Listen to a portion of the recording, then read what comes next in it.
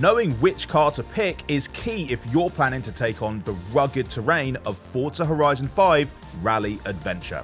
So to give you a hand, I thought I'd sort the new vehicles into 5 distinct tiers, ranging from clunky, hard to control monsters to a couple of cars so good you'll almost feel bad for your opponents. Almost. Now, there's only one vehicle we feel truly deserves D tier status, and that's the 2020 Gymco number 179 Hammerhead Class 1. Yeah, you're gonna have a hard time saying that name fast, and frankly, you're gonna have a harder time driving it fast too. It's a seriously unwieldy vehicle that weighs nearly 2 tons and feels every pound of it. With 850 brake horsepower and 1086 newton meters of torque, you're kind of liable to find yourself flying all over the road in this one, and it's going to slide on pretty much every corner. With a few upgrades, it can actually become usable enough, but it's ultimately still an overweight off-roader with muscle car handling, and every bit as challenging as that sounds. In our C tier, you'll find another Gymco joint. This time, it's 2019's number 240 Fastball Racing Spec Trophy Truck. I promise you, I don't have an anti-Gymco agenda going on here, but this is just another big, lumbering beast of a truck that handles about as gracefully as it looks like it would. It takes corners wide and slow with a tendency to bounce back from its own momentum. It's just so damn heavy that it's almost certain to spin out anytime you lose control. On the other hand, it does have a meaty amount of torque, which you can use to muscle your way uphill while staying in a lower gear. But ultimately, it struggles to live up to the fastball name that's emblazoned on its livery. Although, I guess they weren't exactly going to call it the slow, heavy, and kind of all over the place ball, were they?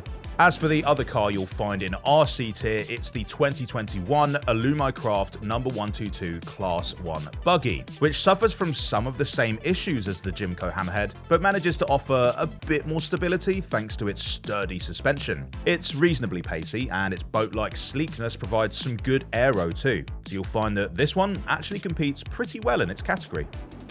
We've put Alumicraft's other offering, the 2022 number 6165 Trick Truck, in our B tier. As well as being super fun to say, the Trick Truck basically gives you everything you hoped the Gymcos would, combining some serious heft with steering that's tight enough to handle it. Its rugged wheels allow it to tear up off-road terrain with ease, and it also boasts particularly long gear ratios, which will let you stay in first or second, even on difficult inclines. Basically, the Trick Truck is well equipped to deal with almost any event, and the only real areas for improvement will be finding ways to reduce the weight a little bit and just get a little bit more launch off the starting line. The number 4 Ford Focus RS is actually the very first car you unlock during the rally adventure, and it's another very solid B-tier offering in our book. It's really well suited to rally events and can even handle the sandy slopes of the Cráteres Secos race without too much trouble, although you might want to do a little bit of tuning just to get rid of that nasty slide that you can sometimes find yourself in. But hey, the coolest thing about the Ford Focus RS is its iconic livery, which pays tribute to all-time rally legend Colin McRae. At a glance, the 2021 RJ Anderson number 37 Polaris RZR Pro 4 truck might seem a bit out of place in our A tier because it looks like another lumbering giant of a vehicle, but you're going to find that it actually brakes incredibly well despite all that heft. As a result, it can bound nimbly around corners at high speed without losing control. Kind of like a sumo wrestler pulling off a perfect ballet routine, and every bit as fun. It's not the fastest option on asphalt, and the suspension might be a bit too bouncy, even threatening to flip the whole car over at times. But if you're going to be racing on dirt, gravel, or sand, then this is absolutely the way to go. The 2019 Casey Curry Motorsports number 4402 Ultra 4 Trophy Jeep is a pretty similar deal. A heavy hitter with bouncy suspension that has it bobbing along the racetrack like a boat on choppy water. The counter steering required to keep it under control will take some learning, but once you've got a handle on it, the Trophy Jeep is a formidable option, especially on sand tracks where those big chunky wheels make it an excellent choice. However, like the Polaris, it's liable to be outpaced on the asphalt, and if you come up against a warthog, yeah, you're in for a seriously challenging time. But if you feel like going electric, then the 2022 Ford F-150 Lightning Platinum is an absolutely rapid option that can brush off just about anything the rally track throws its way, thanks to its formidable form factor. It's insanely heavy, weighing in at over 3,000 kilos, and the tyres, yeah, they're a little small, but honestly, the only real downside here is that the electric motor is disappointingly quiet. Obviously, it's also not compatible with anti-lag, but it does come whizzing off the starting line so fast that you're not even going to miss it.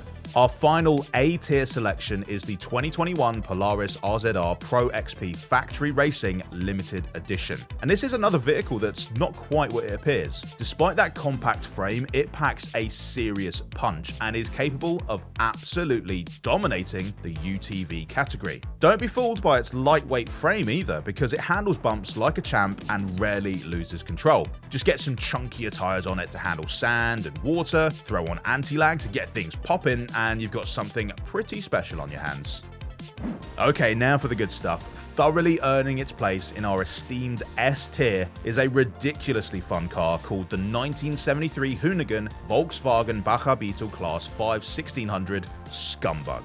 The Scumbug is a VW Beetle which has been beefed up to channel a serious amount of power through its tiny frame, while also adding in some massive wheels to counteract the Beetle's tendency to slide, and also some improved aero as well. Basically, it's a complete dream to drive, with the added bonus of looking like it came tearing straight out of Mad Max. Even in its raw form, it will totally dominate the C-Class category to the point that you'll actually struggle to lose in it. And with a bit of clever tuning, it will also make for a highly effective drift zone option too.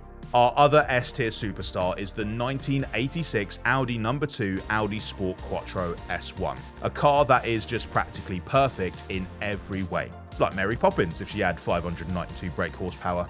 This Audi offers speed, style, and the ability to dominate on any surface. I'm serious, it glides across sand while maintaining its grip on those tricky hairpins. It can just chew through dirt or grit with pure brute force. Its wide body even keeps it stable in the water. And it can even drift if you swap to a rear-wheel drive system and just shorten your gear ratios. By far the best car offered by the Rally Adventure expansion, it just doesn't really have any weak points. It's so good that adding anti-lag to it honestly feels a bit unsporting. On the other hand, adding a massive wing that looks like a shaving razor feels cool. Very, very cool. To paraphrase a certain Large Lebowski, this is all just like our opinion, man. We'd love to know how you all rank Rally Adventure's new rides, so please hit the comments to let us know what you think. Oh, and don't forget to subscribe and ring the bell for more expert Xbox advice. Or, you know, the closest thing to it we can manage. Bye!